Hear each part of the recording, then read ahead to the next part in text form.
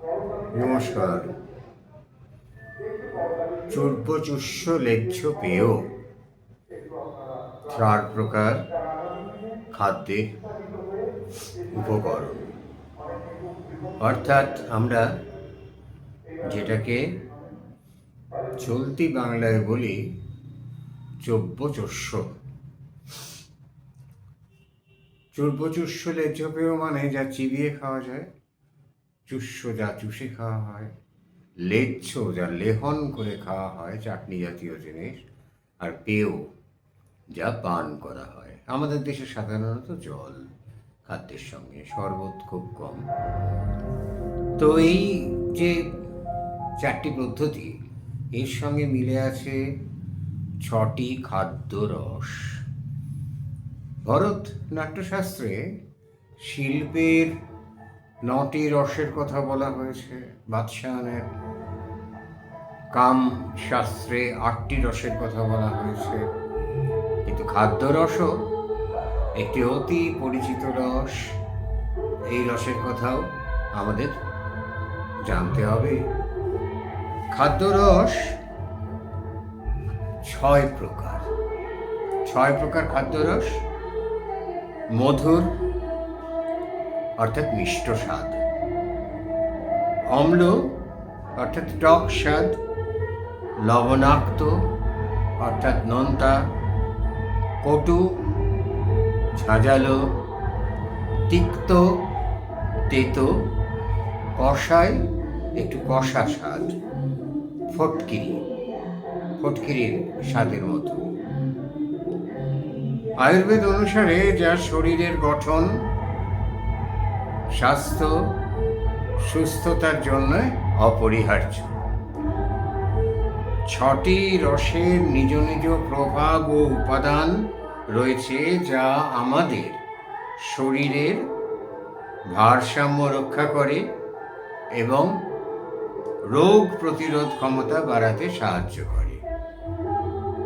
যেমন মিষ্ট স্বাদ আমাদের শক্তি দেয়, কটু রস হজম করতে সাহায্য করে। এইবার দেখি এক একটি রসের আলাদা আলাদা পরিচয়। প্রত্যেকটি কিন্তু খাদ্য রস। আচ্ছা, 6টি রসের বিস্তারিত একটা বিবরণ পাচ্ছি আমরা প্রাচীন শাস্ত্র, আয়ুর্বেদ, সর্বত্রই। সেটা হলো মধুর বা মিষ্টি রস। উপাদান পৃথিবী ও জল। জলের মধ্যে মিষ্টত্ব আছে, পৃথিবী ছাড়া মিষ্টত্ব আসে না, দুয়ের সংমিশ্রণে মিষ্ট রস উৎপন্ন হয়। সুতরাং মধুর উপাদান পৃথিবী ও জল। উদাহরণ হচ্ছে মিষ্ট রসের খাদ্যের চাল, গম, খেজুর, চিনি, মধু।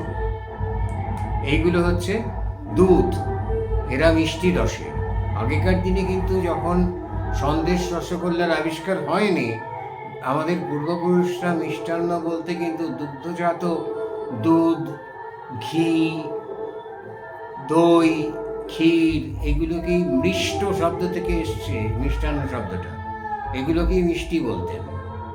ছানা অবশ্যের মধ্যে ছিল না, কারণ দুধ বিকৃত করে ছানা আসে, তো সেই জন্য ছানা দেবভোগ্য বা ব্রাহ্মণ ভোগ্য নয়। আচ্ছা, প্রভাব হচ্ছে মিষ্ট রসের ইতিবাচক ফল: শক্তি, পুষ্টি, শারীরিক প্রভাব। মানসিক প্রভাব: সন্তুষ্টি। নেতিবাচক প্রভাব: কফ বৃদ্ধি করে। কফ, পিত্ত, বায়ু নিয়ে আমাদের শরীর, কফ বৃদ্ধি করে। 2 হচ্ছে তক্র বা অম্ল বা টক। উপাদান পৃথিবী ও অগ্নি। টক, দেখুন অগ্নি রয়েছে এখানে, অগ্নির সঙ্গে একটা কোথাও মিল রয়েছে। উদাহরণ: সর্বপ্রকার লেবু, টক দই, খোল, ঘোলকে তক্র বলা হয়েছে। তেঁতুল, সাংঘাতিক জিনিস, নানা শারীরিক উপকারে লাগে এই টক স্বাদটি। এর থেকে ওষুধও তৈরি হয়, একে বলা হয় আয়ুর্বেদে তেঁতুলকে বলা হয়েছে প্রাণদায়িনী যমদূতিকা।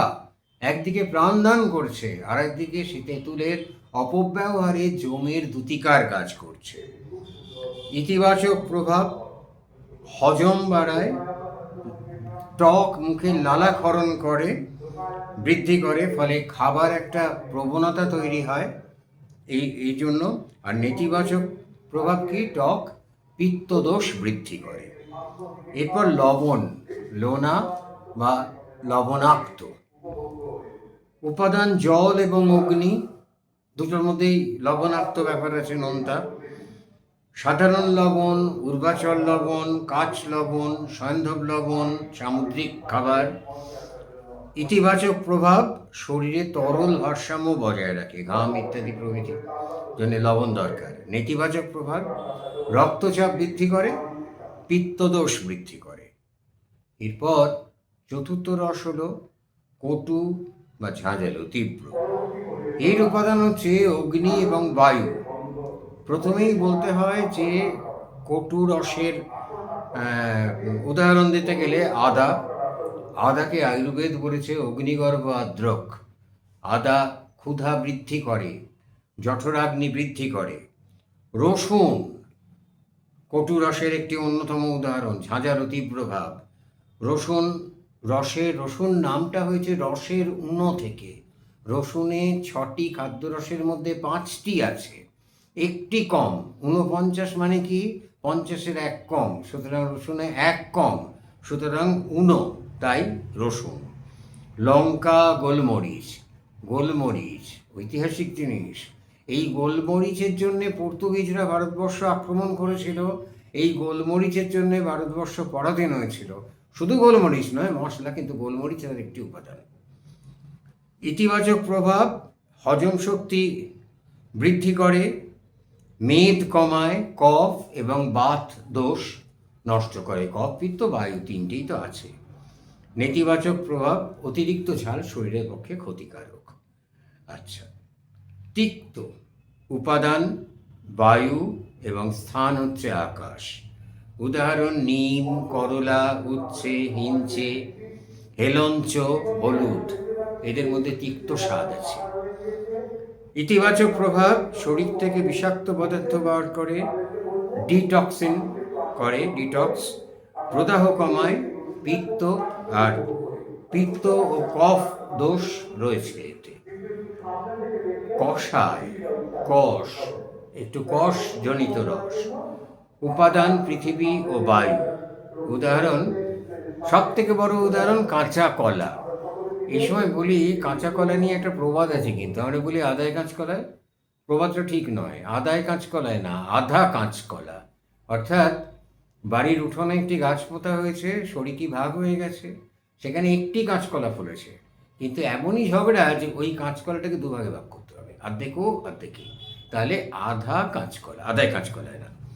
আচ্ছা, কাঁচা আম, বেশ কিছু শাক, আমলকি, এরা পড়ে আপনার কষায় রসের মধ্যে। ইতিবাচক প্রভাব এরা টিস্যু শক্ত করে, ক্ষত নিরাময় করে, রক্তপাত বন্ধ করে, বাতের ভারসাম্য রক্ষা করে। আর আয়ুর্বেদ মতে বারে বারে বলা হয়েছে এই যে আমাদের এই 6টা রস, এই 6টা রস মূলত আমাদের ভীষণভাবে আমাদের শরীরের ভারসাম্য বজায় রাখতে সাহায্য করে, এবং সব দিক দিয়ে আমাদের এরা সুস্থ জীবনযাপনে রোগ প্রতিষেধক ক্ষমতা বাড়িয়ে বাঁচতে সাহায্য করে। এর সুষম আহার প্রয়োজন।